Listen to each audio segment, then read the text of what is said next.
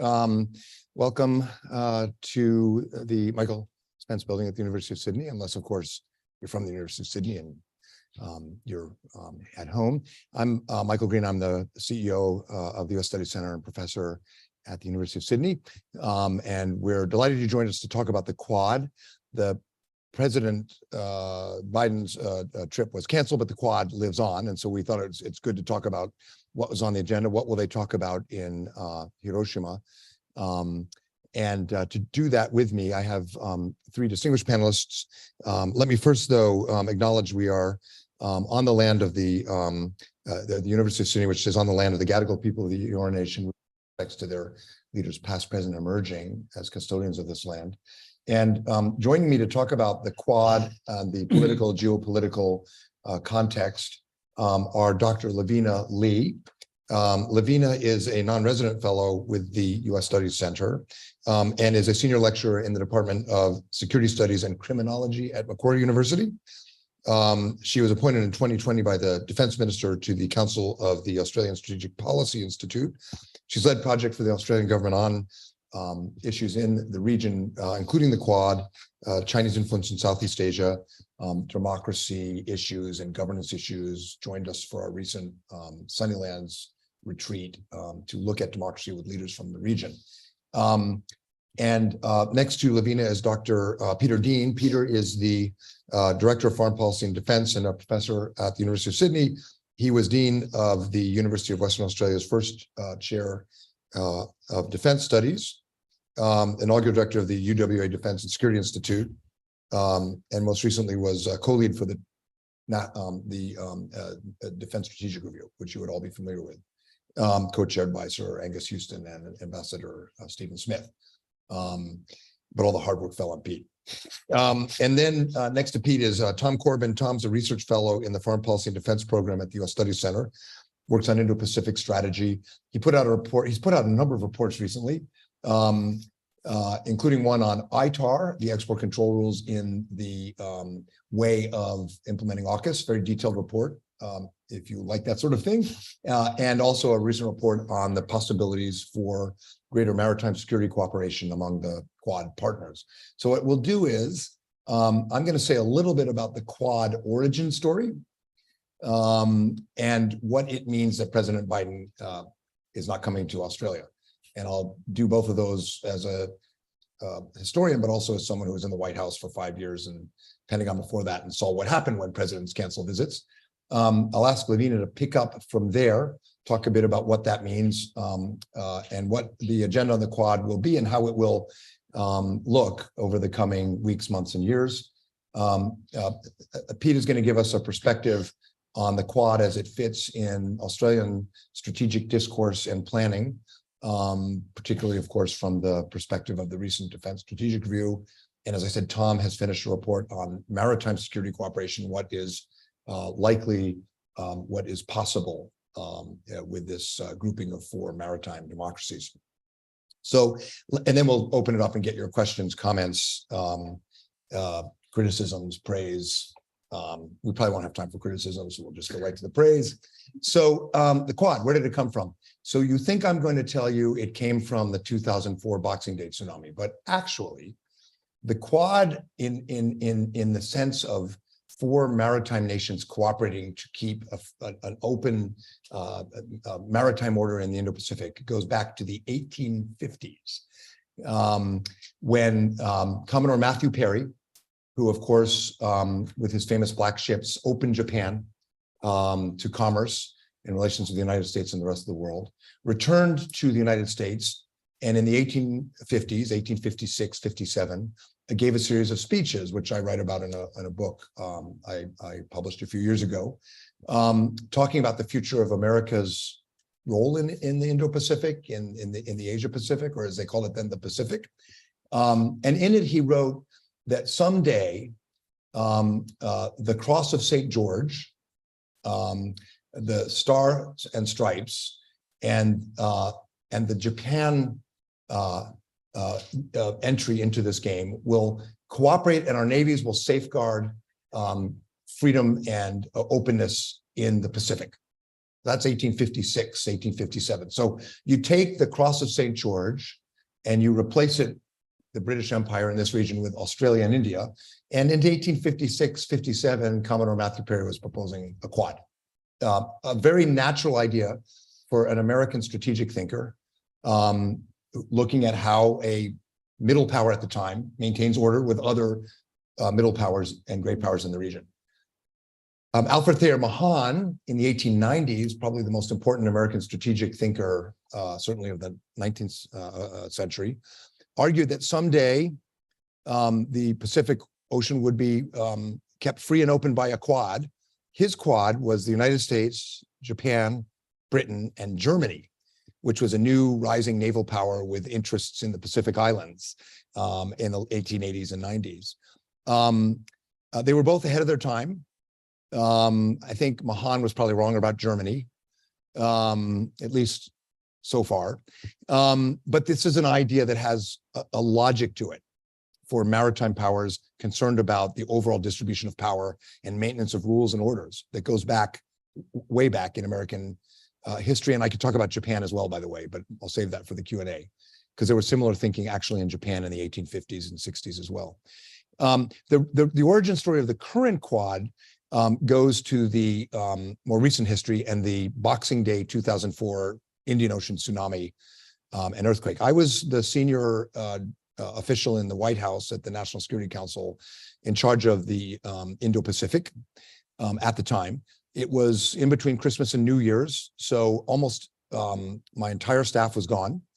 The only staff I had of 8 people was Professor Victor Cha, who some of you may know. He's a Korea expert. We brought him in from Georgetown University to run our Korea-Japan work. And I said, come in between Christmas and New Year's, nothing happens, it's quiet, you can read up. And then the tsunami happened, and he suddenly became our point person with me for the response. We didn't know how big the tsunami damage was at first, but eventually satellites indicated that it was massive. And I remember seeing images of Banda Aceh where whole villages and towns looked like matchsticks, just absolutely wiped out. The TNI, the Indonesian military, couldn't get there to provide relief. Jamaah Islamiyah, the terrorist organization, was trying to get there first. Sri Lanka wiped out Phuket, the Nicobar and Andaman Islands. The US 7th Fleet, home ported in Yokosuka, was steaming through the Indian Ocean to the Middle East. In those days, as you can imagine, we were moving a lot of assets from Asia to Afghanistan and Iraq and the Central Command. And the admiral in charge sort of slowed down. He had gone to Command and Staff College in India. He was home ported in Yokosuka, and one of his best mates was the commander of the Royal Australian Navy. So he got on the secure phone with all of them and said, we're the only navies that can actually cover this whole region and provide relief. He called back to the Pentagon called the White House. 12 hours later, all 4 governments, all 4 leaders agreed, let's do it. So that was a quad. It was with the backdrop that the US in particular, I don't think Australia was there yet, or Japan, but the US in particular, the Bush administration, but the Clinton administration had these ideas too, was looking at India as a key part of the emerging order in this part of the world. And so there was certainly that geopolitical strategic backdrop, but it was really about people who knew each other and the speed with which these 4 governments said, yes, we've got the means, we've got the fleets, we've got the helicopters, let's do it. Saved probably tens of thousands of lives. The Quad was an open architecture, it was not against anyone. Very rapidly, the UN, Singapore, Korea, Canada, and eventually even China joined. China was very slow to join and sent a mobile field hospital pretty much after everyone had been rescued, but did show up. And afterwards, people in Washington, in Canberra, and Tokyo, and Delhi thought that was interesting. We did a memo in the White House we shared with our counterparts saying maybe we're onto something, maybe this should be a more permanent grouping. But it lost favor. Prime Minister Abe of Japan in 2006 in a book promised that if he was elected head of the LDP, prime minister, he would create a Quad summit. And that was too much in 2006. Relations with China were better. It was too rich. And it fell out of favor, but it came back. And it came back largely, in my view, This is not the official version, largely in my view, because Beijing began putting enormous coercive pressure on all four countries. And the move from foreign ministers meeting to what we now have, which is a summit, was proposed by the Biden administration. Many people in the Biden administration who championed this when they were in the Obama administration did not think the Quad was a good idea. It would get in the way of strategic reassurance with China. But by 2021, it was a different China.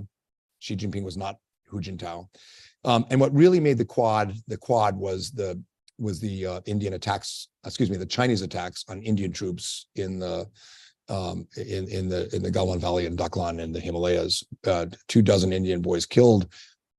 India needed to show it had friends. So there's this geopolitical frame for sure, this balance of power frame for sure. But what the Quad mostly does is what it originally did, which was providing public goods. So the original mission was humanitarian disaster relief. The current agenda, Lavina will talk about, but it focuses on primarily providing resilience, assistance, financing, and health security for the Indo-Pacific.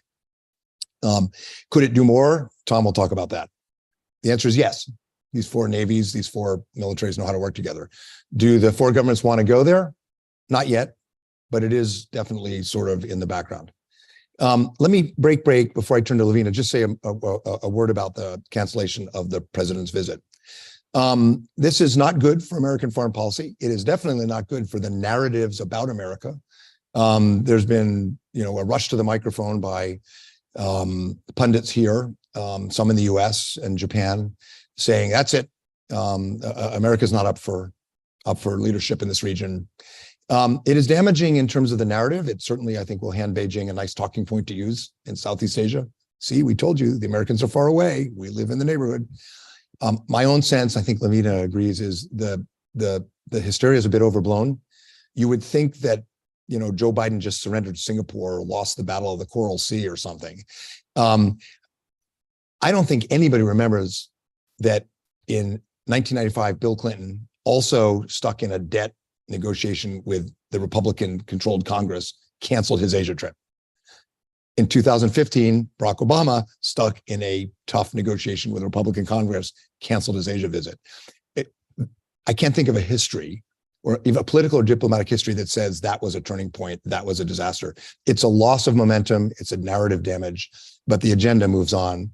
And as you'll see, and I think from Lavina, the agenda for the Quad is going to happen in a truncated form. The president's trip to Papua New Guinea was a big deal. The expectation was there'd be an announcement of a security agreement. That's a big deal. We don't know the leadership of Papua New Guinea that well in the United States. This is not something you just delegate to someone else. So the president has invited his counterpart for a state visit in the US. And it comes on the back of some pretty successful state visits. Korean President Yoon and Philippine President Marcos. Philippines, a year or two ago, 2 years ago, under Duterte, under Moon Jae-in, most people said, America's losing them, these alliances are in trouble. Those two summits were chock full of detailed agreements on security and diplomatic cooperation. So President Biden has a bit of the luck of the Irish. Those were a series of good summits. He got unlucky on this one. Frankly, the issue that's scarier is, can they resolve the debt issue? We could talk about that if you like. I think they almost certainly will. That's scary. The loss on the diplomatic calendar hurts, but it's not the end of American diplomacy in my view. So over to Lavina, and then we'll turn to Pete and Tom and open it up to you all. Yeah, I'm assuming that all of you, because you're here, were very interested in Quad-related news stories this morning. So you were probably inundated with the assessments that were being made about the loss of American stature and reliability, and that it's a terrible gift to the Chinese to be able to have this narrative confirmed that America is in decline, and that we shouldn't rely on them. Now, I kind of see that the cancellation of a visit does feed that narrative. We can't deny that that's the case, but I think we shouldn't really overplay what's happened. And along the lines of what's just been spoken about, I think there's a precedent there. It almost seems unlucky that Asia visits seem to be scheduled at the time of debt negotiations. Perhaps that should be changed sometime in the future. Yes. But I think what we should think about is if international relations and strategic policy is based on whether heads of states attend foreign summits, then I think even China would be in trouble. So we have to remember that Xi Jinping abandoned all international travel from February 2020 until September 2022. And clearly China is still a major power, even though the president self-imposed in isolation there.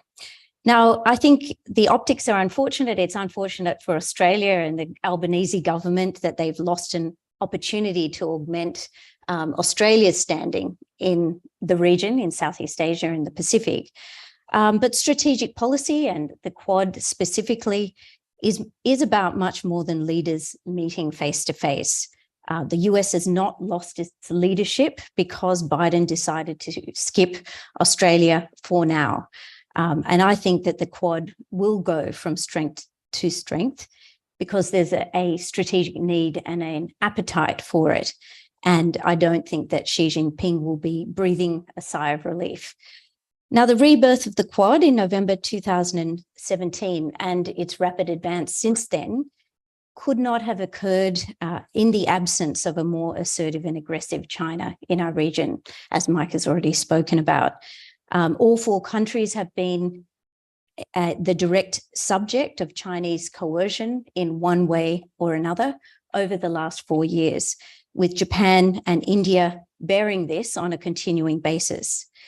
And we can talk about, all of you are very familiar about China's aggressive assertion of its territorial claims in the South China Sea, East China Sea, Taiwan, along its Himalayan border with India. And all of this has become pretty much the new normal. And whilst the pain of Beijing's ongoing economic coercion of Australia is fading, I think we are forgetting a bit. I don't think we should forget it. Now, beyond Beijing's increasing belligerence, China's aims and objectives present a comprehensive challenge to the US-led liberal order in everything from diplomacy, trade, technology, military power, and the promotion of authoritarian values and ways of doing business. And the Quad emerged because existing alliances and institutions were simply not up to the task of defending an open, non-hierarchical order and maintaining what our foreign minister describes as a strategic equilibrium. Now, the Quad, I think, has made remarkable progress in embedding and institutionalizing their cooperation over the last 5 years. Up until now, the leaders of the four countries have met 4 times, virtually and in person since March 2021. Beyond that, the Quad foreign ministers have met annually since 2019 and most recently in March of 2023. And cooperation between embassies and bureaucracies of the 4 countries occurs regularly and at all levels. So we can't forget about how deeply entrenched the Quad has become. And last week I was moderating a discussion with the Quad Sherpa, the Australian Quad Sherpa, and he spoke about the fact that what's very different now is the fact that he and others in the system regularly just pick up the phone and call each other if there's a problem, whereas before they didn't even know what institutional mechanisms there were to communicate with one another. So that's a qualitative difference. Now, there are 6 leader-level working groups to coordinate government policy on things like health, security, climate, critical and emerging technologies, space, infrastructure, and cybersecurity. And all of these have been established in the last 2 years. And thus far, there have been some notable outcomes. And I think worth mentioning is the delivery of 800 million COVID vaccines globally, a regional maritime domain awareness partnership tackling illegal fishing, and a Quad partnership on humanitarian and disaster relief. Now, overall, I think this work reflects 4 objectives of the Quad countries. Firstly, to demonstrate to the region that the 4 democracies can deliver public goods to the region, as Mike mentioned before, but crucially without strings attached. And this builds legitimacy for the Quad, especially given the sensitivities around ASEAN centrality. And in some areas, the Quad provides public goods to give alternatives to Chinese offerings or to build capacity of smaller states to help themselves. And here I'll mention the Maritime Domain Awareness Initiative that was announced last year. Secondly, the Quad aims to promote and entrench standards for infrastructure investment, critical technologies and ecosystems that support an open liberal order in the region. And this is a direct counter to China's ability to set opaque, hierarchical, and in some cases, anti-democratic or anti-liberal international standards. Thirdly, to build resilient supply chains to limit China's capacity to coerce or exert economic leverage against any one of those Quad members, especially in critical industries and emerging technologies. And fourth, to signal a latent capacity of the group to become a more robust security grouping. And whilst the second and third objectives remain, I think, a work in progress, on the latter, Australia is due to host the Malabar exercises for the first time this year. And the Malabar includes all 4 Quad partners. And what's not necessarily mentioned or known is that all 4 countries have been conducting more frequent military exercises and exchanges.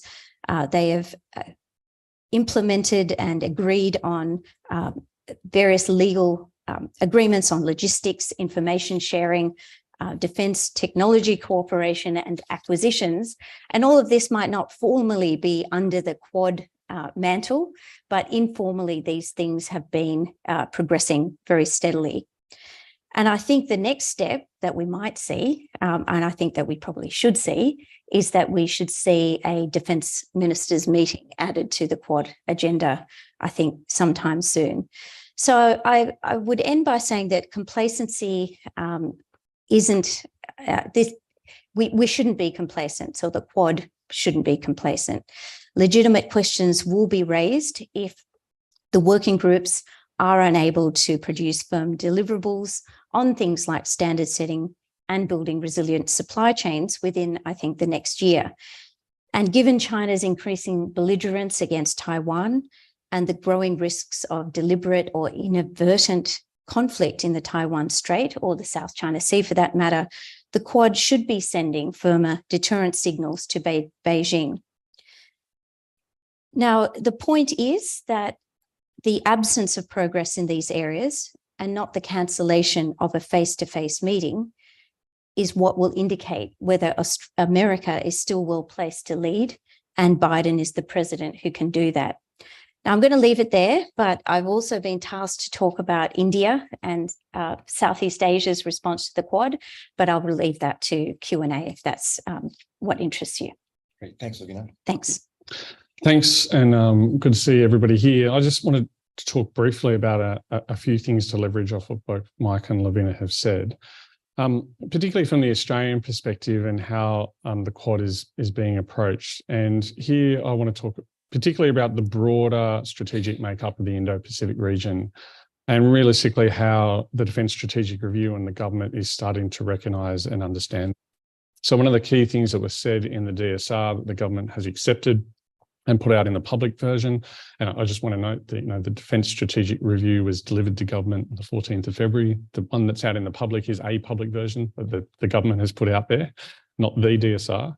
But it speaks specifically about the United States is no longer, got primacy in the Indo-Pacific region. What we're dealing with here is a much more multipolar region. And what it's really about is about the regional balance of power.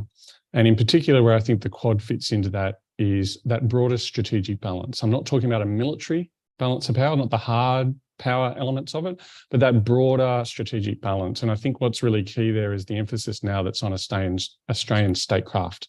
So this is not just defence doing its thing over here and DFAT doing its thing over here, but having a coordinated approach to Australian international affairs that brings together foreign policy and defence policy in a unified whole, but also is much actually broader than that, which is reflective of some of the Quad agenda. So it's much more broader about how you do infrastructure in the region through that strategic lens, how you do investment through trade and economic engagement and economic security.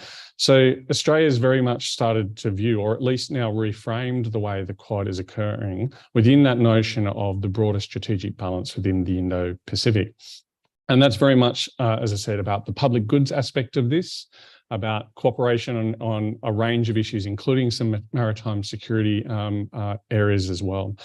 So the DSR does actually talk about the Quad in one particular area, and it talks about it basically as part of Australia's broader balancing strategy, external balancing strategy that it's been undertaking now for a good 10 years in order to help maintain that favourable strategic balance in the region, to allow the country to be able to maintain its sovereignty and its strategic autonomy, and to be able to make sovereign decisions independent of coercion, and be able to support a system within the Indo-Pacific that allows other states to do exactly the same thing. So Penny Wong, for instance, the week before the Defence Strategic Review came out, gave what I thought was a really excellent speech at the press club.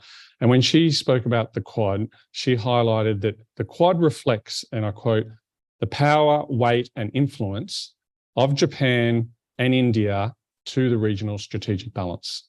So they're seeing that there's importance of those particular individual states, but also how they come together in this minilateral grouping to provide those public goods and to provide an emphasis on that free and open, or free and liberal Indo-Pacific order.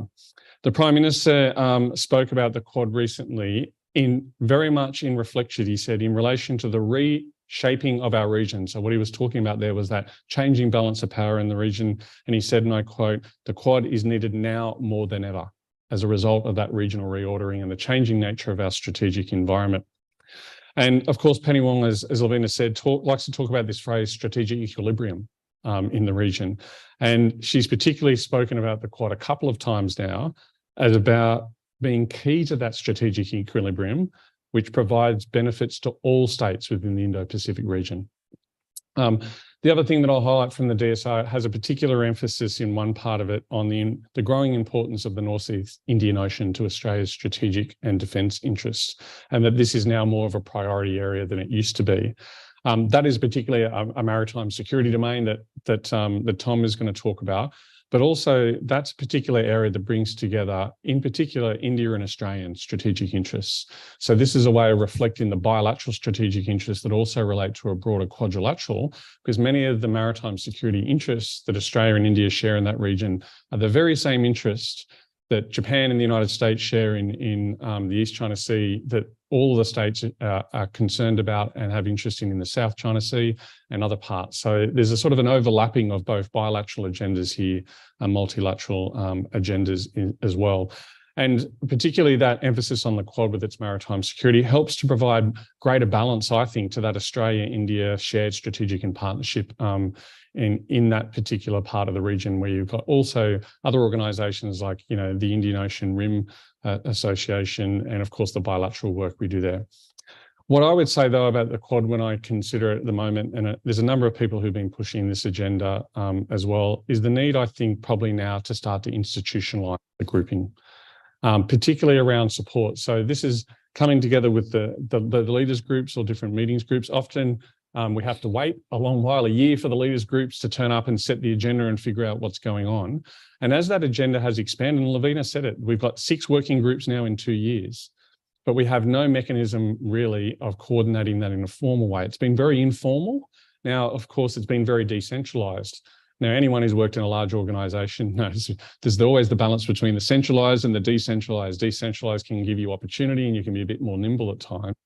But you get to a level of point where you're doing so much, and the risk is things start to slip through the cracks. And we've seen with some of the COVID vaccine, commitments have not necessarily been fulfilled. And my concern is they're not necessarily being fulfilled, not because of the interests, not because of the commitment, not because of the money provided, but because the mechanisms aren't there to ensure that they're delivered and they're coordinated and organised the way that they should be. And this also is important as the Quad starts to interact with other minilateral groupings and other countries in the region. Specific countries where the Quad countries are coming together to deliver a public good in a particular region where they have to work with a local state, or with a group like ASEAN or the Pacific Islands Forum. Again, that lacking of that institutionalization and the architecture that sits underneath it is just making that harder and harder because it keeps getting ad hoc and pulled together for bits and pieces here and there. Supply chains, I think, are a really important opportunity area for me. And I like to use the notion of moving also ahead into secure supply chains. So we know there are going to be parts of critical technologies. We know there are going to be parts of critical minerals and critical goods that we now, in the post-COVID environment, we saw radically expose many of our economies to disruption. And so building trusted and secure supply chain networks with partner countries where we have agreements in advance of pandemics or other shocks to the international system, I think are going to be really important. The other thing I think there's an agenda here to do a bit more is on intelligence cooperation, particularly in the maritime domain. Now, Tom's going to talk about the maritime domain in more detail, but I just want to throw out there's maritime domain intelligence. There's a lot more we can do in that, and particularly in geospatial intelligence, and particularly on the Indian Ocean, where it's vastly underdone in comparison to, say, the East or the South China Seas, which gets a lot more focus from a whole range of intelligence organizations, funnily enough, in different states and different countries. I also think it's worth highlighting that, in my personal view, the really importance of this organization focusing and remaining focused on the Indo-Pacific. Ukraine saw the first bit of a fissure in some of the relations between the states. When it started to drift into European politics and when it started to drift into more global things, what it exposed was that India had a different perspective and different view, for instance, than the United States and Australia and Japan had on some parts, because of the very different strategic relationship India has with Russia.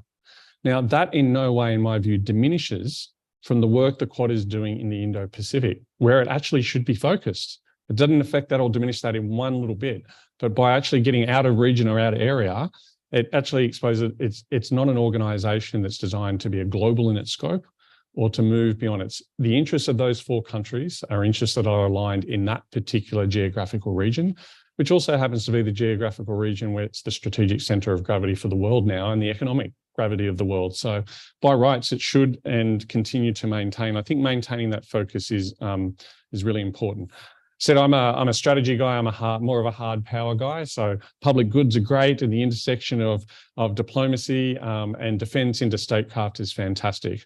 But I think there are some unique maritime security cooperation elements, as Lavina's led to as well. I won't go into those because I know Tom's all geared up to talk about that. Tom. Thanks for setting that up very neatly for me, Peter. That's much appreciated. Now we go through a panel, we have Tom go last, and we act like he can solve all the problems we've raised. So Tom, what are the solutions? No pressure. Thanks, Mike. I still have a job after this, right? We'll see. So I don't think I need to rehash too much of what's already been laid out in terms of some of the core logics that really lie at the heart of the Quad, both in its historical and its contemporary sense. I think maybe, though, it's useful to start with a shorthand summary of what the core aspect at the core of the logic really is, which is maritime security is at the heart of the core logic of the Quad, whichever way you look at it, whether it's through the hard power lens that some are starting to look at the Quad through in a meaningful way, but also whether you look at it through a kind of capacity building regional. Maritime security is the common thread there. That also goes to a point about the discussion about the form of the Quad's cooperation in the maritime security space. There seems to be a debate right now between, like, is the Quad going to do defense or is it going to do the public goods provision? I think that's a false comparison. It's not black or white. Maritime security is both of those things. And I think you've seen that play out in the first real sort of tangible maritime security initiative that the Quad has put together, which is the Indo-Pacific Maritime Domain Awareness Initiative. I won't go into all the details around this because it's quite technical, but basically this initiative takes commercial satellite data, which is purchased by the four Quad countries, and basically funnels this to regional countries that don't necessarily have the capacity or the money to buy this for themselves, basically to help them understand what's going on in their regional waters and to help them, make the most of the maritime resources that are available to them, but also to police those resources based on their lawful rights.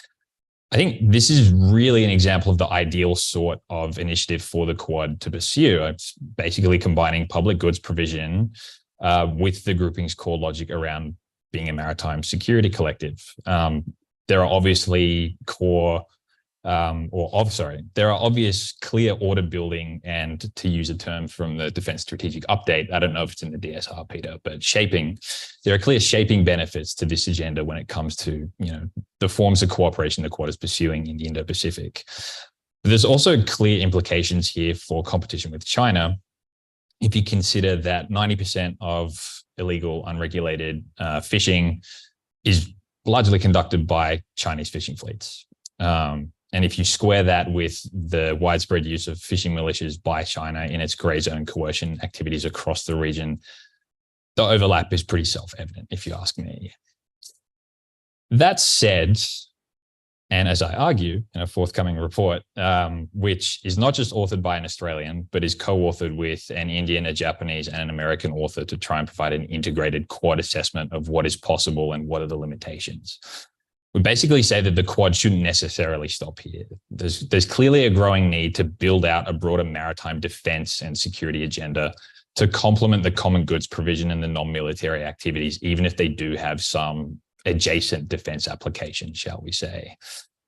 It's pretty early days for Quad deliverables overall, but I think, to go to Lavina's point, it's quite instructive if you look at the progress that's being made between the Q2s and the Q3s, as I call them. So in other words, the bilaterals and the trilaterals that are constituent to the Quad grouping, upon which the Quad realistically rests. If you didn't have these cross-bracing relationships between Australia, Japan, the United States, and India, and you didn't have the sorts of logistics, information sharing, access agreements that are starting to take shape between these countries, we wouldn't even be having this conversation. So it's really the fact that, the Quad really is the sum of its parts, but it doesn't mean there isn't work to do in this space. Alignment here is never really going to be entirely seamless. I don't think you're ever going to jam the square hole, so to speak, but it doesn't have to be perfect. I think there's enough consensus to move in certain areas and in certain priorities where we agree that this sort of cooperation is needed. I think we agree fundamentally on 2 points: that the threat posed by the growth and the behavior of the Chinese Navy, the Chinese Coast Guard, and fishing militias is growing, and it's not going away. But I think India, Japan, and Australia also agree that, and the United States to some extent, that there has been a relative decline in US power in the region, and there's a greater need than ever for collective approaches to regional defense problems and challenges. So what exactly should the Quad do? In the report that I've co-authored with my co-authors, we suggest 5 different categories that sit at the intersection of the urgent, but also the possible. And they kind of slide on a scale that, if you start at the public goods provision end and end at the hard power, high-end deterrence end, if you will, there's a sliding scale of where these things sit along that spectrum. So if you start at the public goods end, you have things like coordinated capacity building in Southeast Asia, for example. IPMDA gives Southeast Asian states the information to act on what's happening in their waters if they have the capacity to do so, but they don't always have the capacity to do so. Individual Quad countries are trying to help Southeast Asian states fill in those capacity gaps, but often they're doing it in ways that actually overlap with each other's efforts and create inefficiencies and, to be frank, inconveniences for Southeast Asian countries. There are plenty of instances where the US, Japan, and Australia are all administering English language programs in a particular Southeast Asian country, for example. So there's space there. But of course, the American one is proper English, right? We can have this debate offline, Mike. Next up the scale, you might have something like logistics and replenishment cooperation. This is as relevant to the resupply of warships in the event of a military crisis as it is to responding to the 2004 tsunami or a similar event that might occur in the future. You need these patterns of cooperation and these agreements in place beforehand to make sure that you can respond in a timely manner, no matter what the situation is. The next step up might be something like defense industrial cooperation. I mean, there are some areas where we're seeing Australia and the US deepen their cooperation on particular military capabilities. You're seeing Japan and the US also do that. India is looking for opportunities in that group. there are specific areas in the maritime security space where we could all be collaborating on new capabilities, or at the very least, distributing where we produce things that we all use. All 4 countries fly the P-8A maritime patrol aircraft, which is a key asset for monitoring all 4 countries' waterways and also prosecuting maritime domain awareness missions across the wider region. 4th on that list, you might have something, as Peter mentioned before, around the maritime domain intelligence and maritime domain awareness piece. And then finally, at the very top end of the scale, and probably the most ambitious, will be collaboration on something like anti-submarine warfare. You can't really sell this as a public goods provision piece of the Quad's agenda, but it really is something that all 4 Quad countries are interested in. And if you look at what's happening at Exercise Malabar, which is not technically a Quad exercise, but happens to feature all 4 of the Quad's members, ASW has really become the operational centerpiece of what that exercise is all about. So I guess the bottom line here is that I really do see possibilities, but also political willingness and a sense of shared urgency across the 4 Quad countries to get after cooperation in these 5 spaces. I'm happy to talk more to any of those in the discussion, but I might end it there for now. So that was great. And I think, look, the Biden administration is scrambling to set up state visits and other things to compensate for the president not going to a PNG or coming to Sydney and Canberra. So it's not cost-free that he canceled, but I don't think anything we've heard up here stops or even slows as a result. No. I want to ask each of the panelists about other panelists' observations, beginning with this question of institutionalization. You know, as someone who's there at not the 1856 origin, the 2004 origin, I and a lot of my colleagues sort of thought the lack of institutionalization was always a real advantage to the Quad, particularly because the US, Japan, Australia, we have bilateral treaty alliances, and Australia and Japan have quite a bit of institutionalization with the Reciprocal Access Agreement and the Security Declaration from Perth last year. India's always been the pace setter.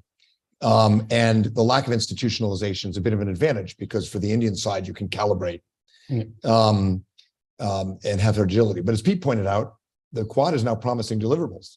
And who tracks that? And who shows it? Had there been a Quad meeting in Sydney, my understanding is the institutionalization step forward would have been, drum roll, a Quad website.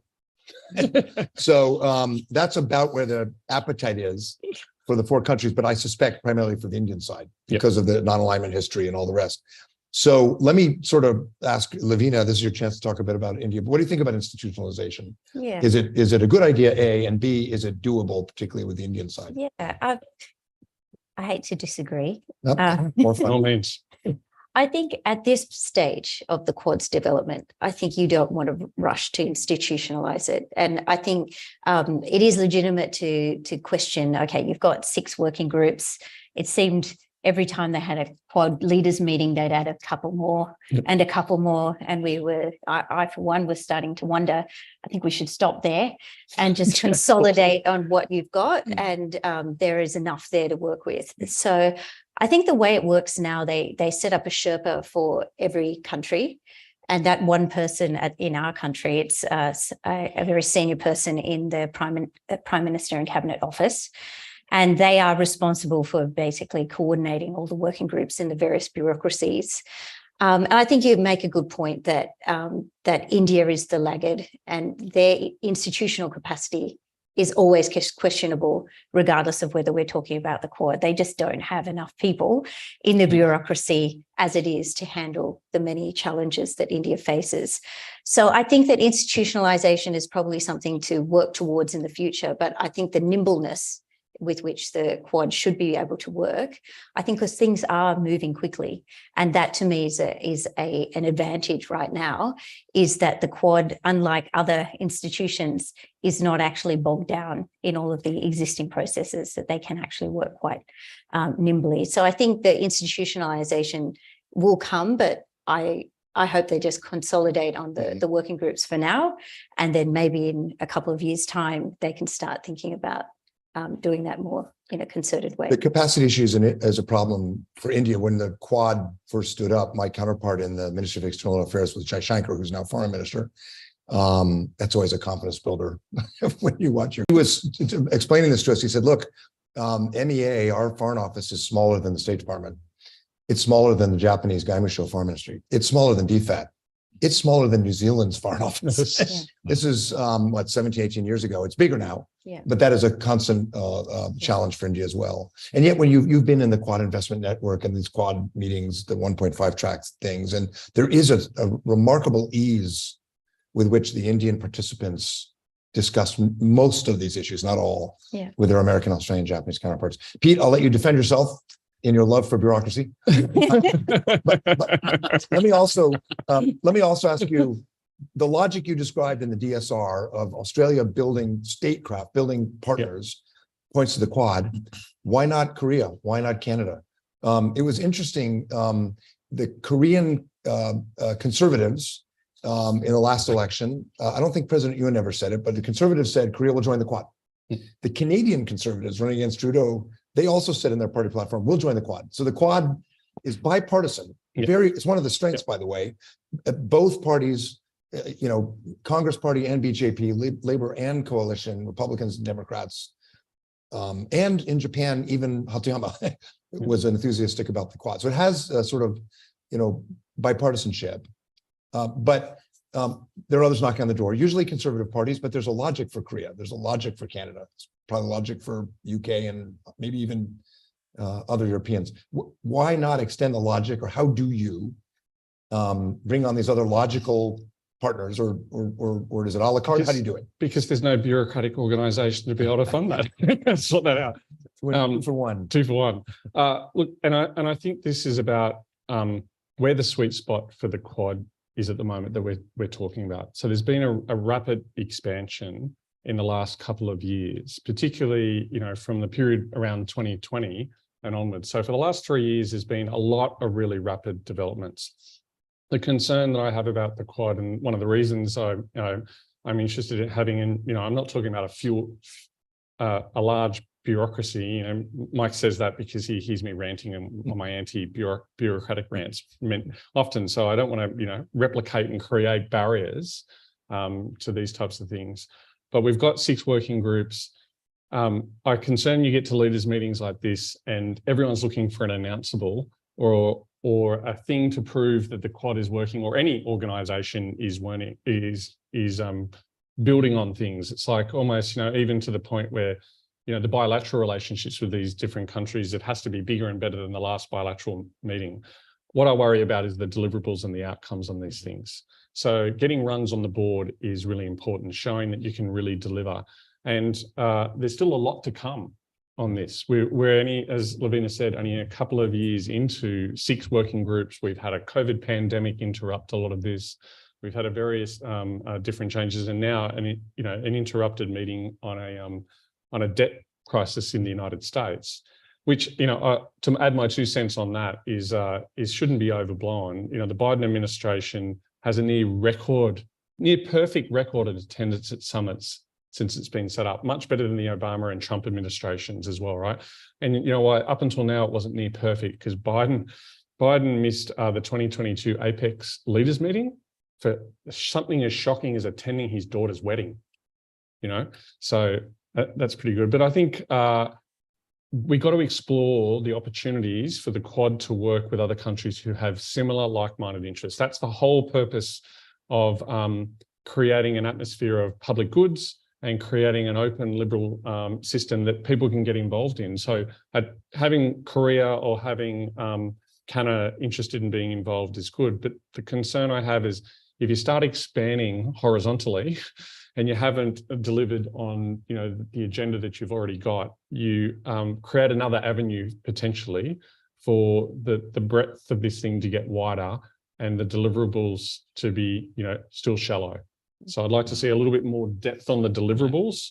That whole old saying of a mile wide and an inch deep, like that's not what you're really after. You need to get a bit of depth into the organization, continue to have the conversations with countries like Korea. And we know Korea is an interesting example because their look south policy is somewhat restricted. They're looking, they've revived that, but they're still coming to grips with what even the Indo-Pacific means as a concept for them. And Canada, we've seen interesting debates in Canada about where their own foreign and policy is and their position on the Indo-Pacific. So yeah, a little bit more depth before you add some width is where I would go. Quiz, the only American president who had a perfect attendance record for Asian summits was? Bush. And his Asia advisor was? I'm just saying. Green? It's just correlation, if not causality. So there were fewer, to be fair. Yeah. Tom, we'll get to questions in one sec, but Tom, this question of institutionalizing in the direction of, you mentioned ASW, other things in the menu could be a standing naval task force, but typically the Quad sort of jumps to a new level in response to something China did to annoy India in particular, but the other countries. But then when the Quad jumps to that level, it says, oh yeah, you attacked our troops in the Himalaya Mountains? Oh yeah, we're going to give, millions of vaccines to Asia, right? It usually manifests itself in an outcome that at least visibly is more about public goods and sort of shaping and not. What will it take, do you think, to get to some of these more involved military relationships you've described? Do you think it's going to require China to misbehave as in the past? Or do you think there's a natural momentum now with the growing military exercises and intelligence sharing? I think the timelines across the different categories I sketched out aren't necessarily equal. And I think it's going to be easier to get to cooperation in some of those spaces than others. I guess the other point to make is that if I don't hear about some of these forms of cooperation, that's awesome, because some of the cooperation that should be happening in things like anti-submarine warfare and maritime domain awareness is probably good if we don't hear about it, because it means it's operationally effective and that the secrecy around those operations are tight. I think there are opportunities to not hard institutionalize, but maybe soft institutionalize things through the Quad Maritime Security Working Group is probably a good example. That's a good place where you could be deconflicting duplicative lines of effort in Southeast Asia, for example. And that can happen right now. It doesn't take a Chinese miscalculation or a Chinese misbehavior in the region to do that, because there is already a demand signal amongst the region for the kinds of cooperation you could deliver through that. That's why the Quad delivered IPMDA as well. But things at the higher end level, the maritime domain awareness stuff, the anti-submarine warfare stuff, the momentum is there. And it's moving quite noticeably in the bilaterals. If you look at the details of the different exercises and the unscripted operations that are starting to happen. The reality is the Indian Navy and the Indian Air Force in particular gets a lot of kit from Russia, but the high-end training they get is with the US, Australia, and Japan. That's where they get to sort of Yes, exactly. And on key maritime capabilities like the PA I mentioned before, they're buying the MH-60 maritime multi-role helicopter. They're also looking at buying the MQ-9B, the Sea Guardian variant. That's a clear line of cooperation where the four countries are going to be employing these models or like models in the case of Japan. And that provides a natural vector for interoperability that can bypass a lot of the kind of technical problems that exist if you took a Russian system and tried to use it in collaboration with three countries using a US system. The tactical information thing is still an issue, the centrics, or the kind of the way that the countries share information in real time, particularly with India, needs some work. But there are some fixes that are starting to be developed in this space, and in enough of a sense to give me confidence that we're actually moving in the right direction. And if you're India right now, you're probably wondering how reliable Russia is going to be for kit. Yeah, that's definitely a strand of and the quality of that kit. And the quality is, it rattles around a lot at 10,000 feet. So let's take some questions. I have more myself, but I saw your hand up, sir. If you wouldn't mind briefly telling us who you are, very briefly. I'm Mr. Cabarrus. I used to do a lot of work with the UN and the OECD, particularly on multinational companies and so on while I was in the UK. I'm surprised that none of you really made reference to the economic rivalry and different economic interests, particularly in relation to China, that the four members have. I mean, they're worried about supply chains, trade. Look at Australia. I mean, the impact that it has. I mean, surely this kind of internal conflict must impact on the potential for this to be any kind of a success. You mean, when you're talking about conflict, you mean the conflict among the Quad countries, or that they all have with China? They have a rivalry and different interest in relation to China. Oh, they're right, particularly the absolutely United right. States putting Yeah, embargoes on Yeah. the exports Yeah. and imports and supply chains. yeah. I mean, how does this help India and Australia and so on? Okay. Do you want to start us off, Okay. Lavina? I think we didn't talk about the trade issues, but I would put it towards, okay, when we talk about de-risking or decoupling, I think de-risking is now the term that we Yes. use more than we use decoupling. The whole idea is not to completely disengage with China, because that's almost impossible. I think it's just too costly for any economy to actually contemplate, with China being the major trading partner of pretty much every country in Asia, let alone in Europe. So when you say that there's a conflict between the Quad countries, on some trade issues, sure, there will be. It's been very hard for Australia and India to put together a trade pact, and it took a very, very long time. And even then, it's not a fully fledged trade pact. So yes, there are areas where they compete with one another, but where they are trying to work together in the Quad system is in critical minerals, critical technologies, emerging technologies.